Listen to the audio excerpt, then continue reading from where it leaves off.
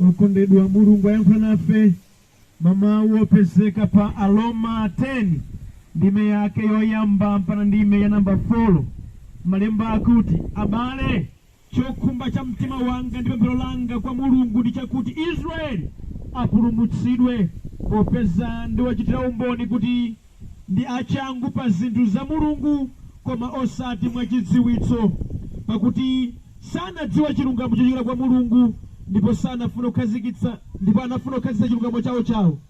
Iwo sanagonjera chilungamo cha Mulungu.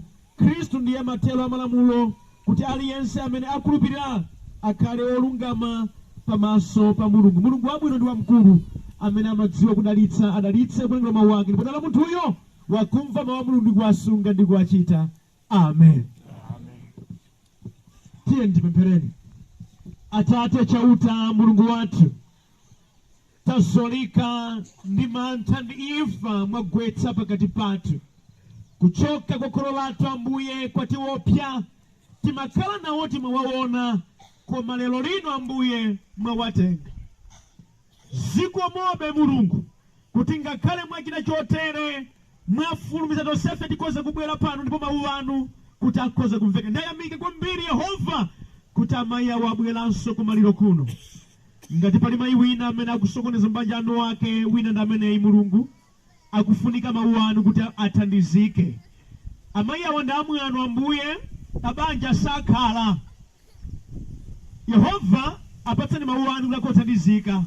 Awangosa weruzika ngamatukutuku ngamwano kuwalangiza satheka ndi mawu anu okha Mulungu amene akhoza kuwakonza. Ndikuyamikani bambo wabwera Ambuye, bambo okonda azimayi kwambiri, bambo obereka wana osawasamala, omangochena yekha koma ana wake otuwa ngati achita kukumba. Ndikumpempherera kuti mumulangize ndi mawu anu kuti akhoza kudziwa nayenda ndi inu. Yehova tidzakhala bwanji osakonzedwa, koma mawu anu akatipanga tidzakhala okonzeka motero. Kulani tonse tichepe mwa Yesu Khristu. Amen. Mawu a Mulungu amene tawerenga ndi dandaulo limene Paulo adanena lokhudzanso kwa Ayuda anzake. Paulo akuti chokhumba cha mtima wanga komanso pemphero langa ndi lakuti Israeli apulumutsidwe. Ameni. Adayamba kukapa mawu amene wachifukwa chiyani? Kupulumutsidwa kapena kuti kulapa machimo ndi kuyamba kupemphera ndi yankho la mavuto ambiri. Ameni. Ndi yankho la mavuto ambiri. Tisanamizane pakati pathu pali zambiri zolakwika zimene wanthu akuchita. Ndimati ndinene pano, mwina tikamakhala nkumaonana monga adakhaliramu, timaonana ngati tonse nzeru. Mati nene wena pano nzeru alibe. Kamundimva kaya? Aoneka kuti afatsa poti mpamaliro pano. Koma muone nkhani zimene azikambere kamene kumandaku zosezeka. Adakati kuti pamaliro pano aliyense amati akafika munthu amakhalapo omuchita introduce kuti afika ono okwenda omachita izi ndi zena simukanabwera pano. Chifukwa mbiri imene muli nayo yomvetsa chisoni. Wena alipo pano naukuluakulu wamanyengati wana. Hayi uzingoti maikolo ivi zinchibadwa, uzingoti maikolo. Zochitika ndukambeni pano. Mudziko muno mukuchitika zinthu zomvetsa chisoni, zochititsa manyazi pakati pa ana wanthu. Simene anthu alandirana wamuna. Wena tu alipo panopa wamuna ali nawo ngochilulanda si wawa. Onkacheza ndi mkazi mzawo amene mkazi ankawauza mavuto ambanja mawomo. Basi wokuselizwe arama kunena alinu yayi mpaka adalanda wamuna apa. Aluyerera somweso ndalama zochita kulanda za wamuna. Alipo pano wanthu amene ankapemphera kale koma lero satani kuti sapemphera. Okondedwa ndimati ndinene kuchita zinthu zambiri za uchimo kumapwetekanso moyo wa anthu wena. Mwaichi pakudziwa kuti tchimo limazunza limachita mola kuika Paulo ali kunena chokhumba cha mtima wanga ndikulatani kuti amenewa atembenuke mtima. Ameni. Moti mayankho amakhalidwe ochimwa, mayankho amakhalidwe olakwika aliko ndiye kutembenuka mtima. Ndimati ndinene pano, ife tili pano amene timakhala m'machimo adzaoneni tikhozanso tu kukhala anthu abwino ngati titalandira Yesu khala mbuye ndi mpulumutsi wa moyo wathu. Chifukwa nchiyani? Satana amachita izi. Akalowa mu mtima mwa munthu amatenga ulamuliro wa mtimawo. Mwa ichi amafuna kukupanga munthuwe kuti uchoke pa umunthu ukhale ngati chinyama. Mkamundimva kaya? Bambo wanzeru bwinobwino amene mkati mwake mnjerekeza adayikamo chimzimu cha galu sagwirika pa nkhani yozimayi. Pene munamuona galu amakhala mkazi mmodzi, mamuna mmodzi, wena ndiye mnjerekeza adanguya chimzimu cha galu imodi iwoni popi mpachibale adanguya chimzimu cha galu mene mpaka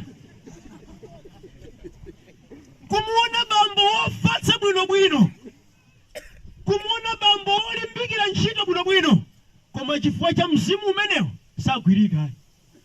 Adakati ngodekha bwezali mkatundu pakhomo pake, koma nena mphasa yomuvuto ogula bambo kuyifusa imanyambira meno haya tiona kutsogoloka tisiona au chiti. Ameni. Vuto limeneli kukalipira silingathe. Ukaita nankho stress ilani kuti vuto silita. Vuto ilikhoza kutha ngati munthuyi atembenuka mtima basi. Kopanda kulapa kulibe kusintha. Ameni. Kopanda kulapa kulibe chani kodi kulibe kusintha. Munthu amakhala wokonzeka, munthu amakhala watsopano pamene Khristu Yesu akhala mwa iye. Alipo tu pano azimayi ankhaza woyipa mtima kwambiri zedi. Madzulo kuti mwina mwayiwalaka anthu panja kwauza kuti tapitani mukatenge, amaopa mdima osatani kodi osapita. Koma kwasing'anga chiro upita kutenga magwala odyetsa wa munthu. Alipo manyumba amuru muli zinthu andi makamaka ino amidalatu mulya zinthu kwambiri zedi koma poti usimuso mulibe simungaona. Ameni. Mtima woyipa wotere ukhoza kusinthika pokha munthuyi atembenuka mtima. Alipo wena uradusa ine ndimafuna ndakhala wabwino koma ndekha ndimakanika ine ndivomezana nanu pano khadi simungathe kufikira Yesu achotse chimene chimakuzunzani. Alipo wena babanja sakhala chimzimu choyipa chimati akati kwatiwa uku achokako kwatiwa uku chokako ndilali wana wantali wamfupi woyera wakuda aziba osiyana mtima wofuna okhala babanja amaufuna ndithu koma mkati mwawo muli chowapangitsa kuti babanja sani kodi asakhala. Wena alipo koma simmene anamira amafuna ati akamba chilungamo koma kukanika Paulo akuti chokhumba cha mtima wanga nkuti awa atembenuke mtima. Ameni. Ndi akamba gawo lachiwiri akuti poti ndiwachitira umboni wena kuti ndi achangu koma changu chake chopanda nacho chidziwitso chifukwa iwo m'malo motsatira chilungamo cha mawu a Mulungu adakana chilungamo chimenechi nadzikhazikira wokha chilungamo chawo. Akukamba ndi anthu osalapa koma opezeka pa mpingo. Madinene mipingo ni yonse kholopete kubala kwa nyemba koma chimene Mulungu afuna ndi kutsala chani kodi chilungamo. Ndi manena kwina kuti wena atapezeka wochimwa pa mpingo uwo sadalape ayi adakamba wawo mpingo. Atapezeka kuti ukwawagwetsa nkhani yake yachigololo iwo adampanga mpingo wovomereza chigololocho kuti napuse Mulungu afuna wana tikazona komweko ba tena zote zimenezi zuchitika. panopa mipingo yovomereza machimo ndi ambiri adadzikira okha maganizo awo nde amachichirika na amachita changu koma wosati monga mawu a Mulungu. Paulo pokamba chimwe chakurako mbano khumbo langa ndi pemphero langa nkuti atembenuke mtima. Ndimanika pena nonse amene mapita ku chalichi komanso mmachimwezedi mukudzinamiza chanzeru ndi kulapa. Apa adwapa opemphera ndi ambiri apa koma mutachitika maliro inuyo ngati chotere funso langa mukhoza kukalowa moti Ambuyeyo kumwamba akalandira inuyo. Alipo bena apa amene mapemphera wena akamakuonani amati akakalowa akwenda ine nkalowa kumwambako nkululuka nkulowaso nkulowa kapulaizi nenkankhaliratu chifukwa akudziwa kuti mayipidwe a mtima wanu kasakoso mwina osapemphera. Ndikupemphere zinthu wongolowa ku chalichi koma chilungamo latani kodi adachikana. Malemba akuti akukhala nawo maonekedwe achipembedzo koma mphamvu yake latani kodi.